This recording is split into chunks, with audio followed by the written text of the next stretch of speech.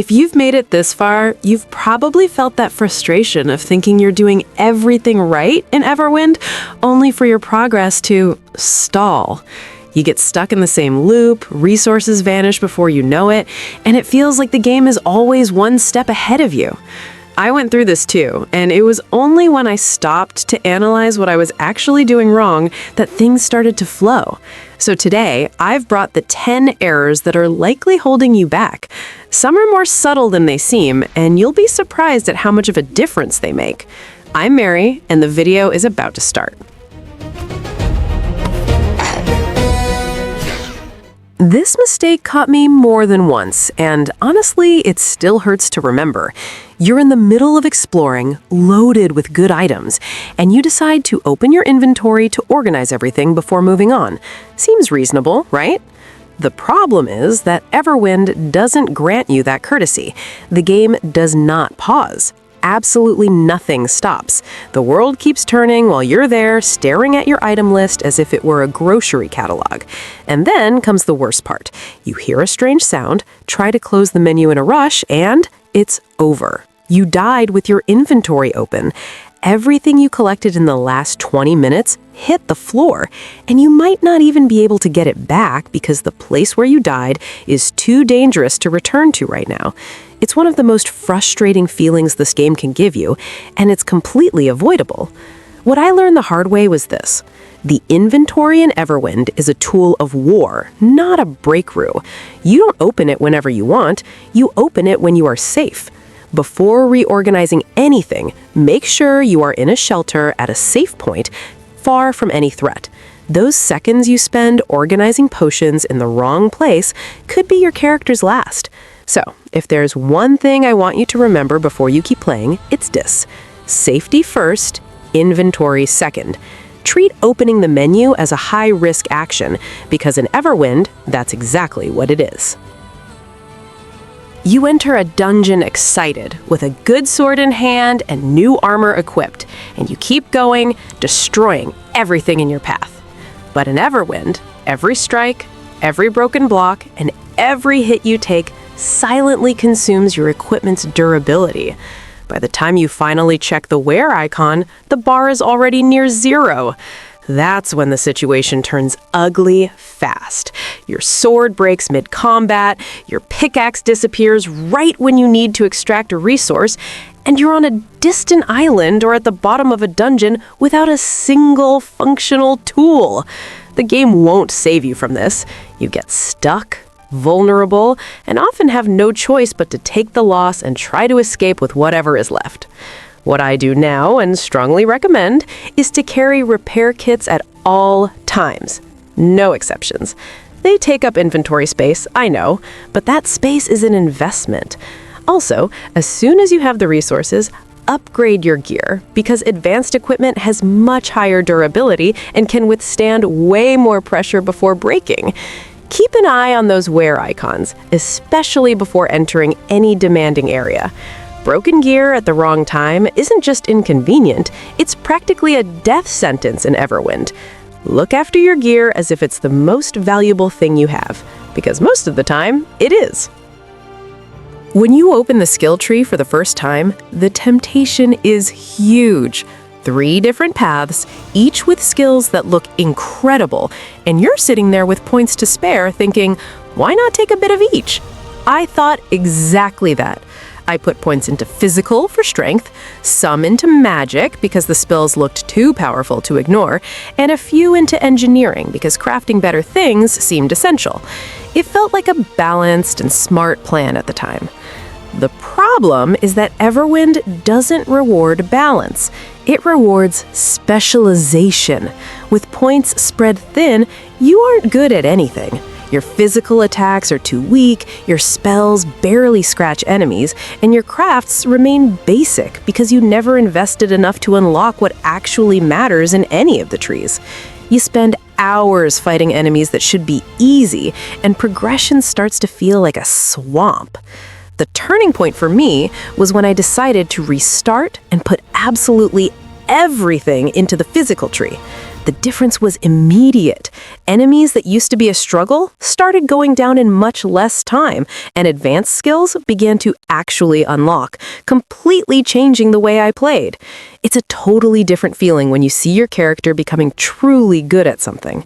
So, choose your style early on, whether it's physical, magic, or engineering, and go all in without looking back. You can explore other trees much later when you're established and have points to spare. In the early game, diversifying seems smart, but it's a trap. Focus, specialize, and Everwind starts to make a lot more sense. This mistake made me waste an absurd amount of time when I started playing Everwind. You spend several minutes mining wood and stone, reach the area where you want to build your base, try to place the material, and nothing. The game simply won't let you. You try again, switch slots, try a different angle, and it still doesn't work. The first conclusion most people reach, including me, is that the building system is bugged or that you're doing something wrong in a way the game doesn't explain well. But the problem isn't a bug. It's that Everwind separates raw resources from actual construction materials. The wood you chopped and the stone you mined are raw materials, not ready-to-use blocks. Before you can build anything, you need to take these resources to the block station and craft the actual building blocks. It's an extra step that seems obvious once you figure it out, but before that, it feels like an unexplained, invisible barrier. Once I understood this system, building an Everwind started making much more sense. The block station becomes a central part of your routine, almost as important as any other crafting station. You mine, you process, and then you build. The flow is simple when you know what you're doing, but until then, it feels like the game is actively stopping you from progressing. So, before you go off mining everything in sight, get your block station set up and functional at your camp. Every raw resource you collect passes through it before becoming a structure. Don't skip this step thinking you can place the material directly, because you can't, and you'll just waste time and patience trying something that simply won't work. This is what I call the cruelest mistake in the game. And I'm not exaggerating. I've seen reports of players losing 15 to 20 hours of progress because of this. 20 hours! Imagine building your airship with care, collecting rare loot, exploring distant islands, and suddenly losing it all because of a single forgotten step during construction. When I found out this was possible, I immediately stopped what I was doing so I'd never make this mistake. Here's what happens. When you move the ship's cockpit during construction, the link between you and the airship is broken. If you don't click on the cockpit again to reactivate that link, the game's compass no longer recognizes that ship as yours. Then, when you use the compass to navigate, it teleports you back to the starting island, as if you had never left. The ship stays behind with absolutely everything inside it, and in most cases, you can't get any of it back. The worst part is that this happens when you're focused on building, moving parts, adjusting layouts, and reactivating the cockpit seems like too small a detail to remember amidst everything else. But in Everwind, that small detail has massive consequences. The game doesn't warn you, it doesn't give you an alert, and it doesn't ask if you're sure. It just executes the command. So make this a fixed rule. If you touch the cockpit, you activate the cockpit. It doesn't matter if it was a tiny position adjustment. It doesn't matter if you're going to keep building right after. Click it immediately after any movement and confirm the link is active before doing anything else. It's a second of attention that can save hours and hours of progress. When you're exploring and your hydration bar starts to drop, the instinct is simple: drink whatever is available. And dirty water is everywhere. Easy to collect, easy to access. I did this without thinking during my first few hours of play, relieved to have solved the thirst problem quickly so I could continue exploring. What I didn't realize immediately was what that water was doing to my character behind the scenes. The stamina penalty that dirty water applies is much more serious than it seems at first. You become slower, You can't run in dangerous situations, and your attacks lose efficiency because you don't have the energy to sustain combat. Then you run into an enemy that would normally be easy to handle, and suddenly the fight is too hard because your character is compromised by something you drank minutes ago without a second thought. Hydration and warmth kill more beginners in Everwind than any monster, and that is no exaggeration. What changed my relationship with survival in Everwind was understanding that the processing station isn't optional, it's an essential part of the routine. Before any long expedition, I process enough water to last the whole journey. It's an extra step that seems tedious at first, but later you realize that entering a fight with full stamina makes all the difference between walking away or not. Never underestimate the basic survival systems in this game. Hunger, thirst, and temperature might seem like secondary mechanics, but Everwind treats them as real threats. Purified water, maintained warmth, and you'll notice you can handle much more pressure in any situation. Drinking dirty water once out of carelessness is one thing. Doing it as a habit is practically asking the game to punish you at the worst possible time. This error is treacherous because it doesn't kill you, it doesn't break your gear, and it doesn't destroy your ship. It simply leaves you walking in circles wondering why you can't progress. I spent a long time in Everwind farming the same resources over and over, thinking I just needed more quantity to unlock new recipes. Only later did I realize the problem wasn't the amount of material, it was that I had never registered anything in the compendium. The system works like this.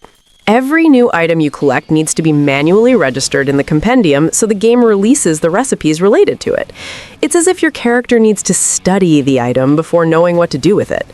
It seems like a small detail, but every registration you skip is a recipe that stays locked, and many of these recipes are essential for crafting the equipment, tools, and structures you'll need much later on. The result of ignoring this in the early hours is frustrating in a very specific way. You have the materials, you have the crafting stations, but the options simply don't appear. You start thinking you're doing something wrong or that there's some hidden prerequisite when the solution was on the screen the whole time. Hours of farming wasted because of a simple habit that was never formed. The fix is easy, but it needs to become a routine from day one. You pick up a new item, you open the compendium and register it on the spot. Don't leave it for later, don't assume the game will register it automatically. Treat every new item as a discovery that needs to be documented, because in Everwind, that's exactly what it is. The sooner you build this habit, the less time you'll waste farming for nothing in the future. Everwind's starting island feels small and limited from the beginning, and you feel early on that you need to leave for the game to truly open up. The problem is that many people start exploring the island, collecting various resources, building structures, and keep putting off building the airship without realizing it should be priority number one. I spent nearly an hour doing other things before focusing on what actually mattered at that moment. The result of this is getting stuck. Without a functional, assembled airship, you're going nowhere. And to have a working airship, you need 4 specific items working together: the cockpit, the energy generator, the wooden engine, and the balloon. If any of these are missing, the ship won't move. It seems obvious once you know, but in the middle of everything happening in the first few hours, it's easy to lose focus and only realize the problem after wasting a lot of time. What I recommend is treating these 4 items as your main mission from minute 1. Everything you do in the first 30 to 40 minutes of the game should be geared toward getting the cockpit, the energy generator, the wooden engine, and the balloon. Other resources and buildings can wait. The starting island doesn't have much more to offer you beyond what's necessary to take off, so the faster you build your first ship, the faster the real game begins. Think of the airship as the key that unlocks all of Everwind. Before it, you're playing a glorified tutorial. After it, the map explodes with possibilities: new islands, rare resources, dungeons, and enemies you would never find staying put. Focus on those 4 items right at the start, and don't let anything distract you. Real exploration begins when you take off. There's a specific moment in Everwind where the game starts to feel unfair. Enemies get harder than they should be, the loot you find is always the same, and the most interesting islands on the map always seem out of reach. I spent a long time thinking I was doing something wrong in combat or farming, when actually the problem was much simpler. My ship was too old to get where the game wanted me to go. Altitude in Everwind isn't just a number in the menu. It directly determines the level of progression you have access to. Higher islands have stronger enemies, yes, but they also have rare resources, better dungeons, and loot that simply doesn't exist in the lower layers. Staying with the basic ship for too long is like playing a limited version of the map while the real game is happening up there without you. The altitude upgrade works in two stages that need to happen together. First, you upgrade the airship core, which increases the maximum ceiling your ship can reach. Then, you need to physically install more balloons on the ship so it can actually climb to that new limit. One without the other doesn't work, and many people get stuck here thinking the upgrade isn't working when the physical component is actually missing. And regarding ancient metal scraps, don't waste them on crafts you can get with other materials. They are one of the most limited resources in the game and appear directly in the path of advanced altitude upgrades. Saving these scraps strategically is the difference between reaching top-tier islands consistently or waiting around to farm for hours before every upgrade. Altitude is progression in Everwind, and progression doesn't wait. There's a classic moment that almost every beginner will experience at least once. You're exploring an island, feeling good, with an inventory full of materials, and suddenly a bear appears in your path. Logic says it's just another enemy, that with a bit of skill you can win, so you charge in. 2 hits later, you're on the ground, losing everything you collected, not quite understanding what just happened. Bears in Everwind at the start of the game aren't optional challenges. They are warnings from the game saying you aren't ready yet. A bear at altitude 1 will kill you in 2 hits with starting equipment, and no amount of skill or attempts will change that until your gear is at the right level. The same goes for mobs at higher altitudes, which scale in difficulty in a way that makes any premature confrontation a guaranteed waste of time and loot. What I learned was to use the environment to my advantage when things get tough. Most hostile enemies in Everwind won't enter the water, so jumping into the nearest body of water is one of the best escape routes you have. Also, avoid sprinting in the middle of a fight, because low stamina in combat is practically a sentence. Run, recover, plan better. This cycle saves much more loot than trying to brute force a win. The rule of thumb is simple. Only engage when you have copper armor equipped and a decent weapon in hand. Before that, you aren't playing bravely, you're playing expensively.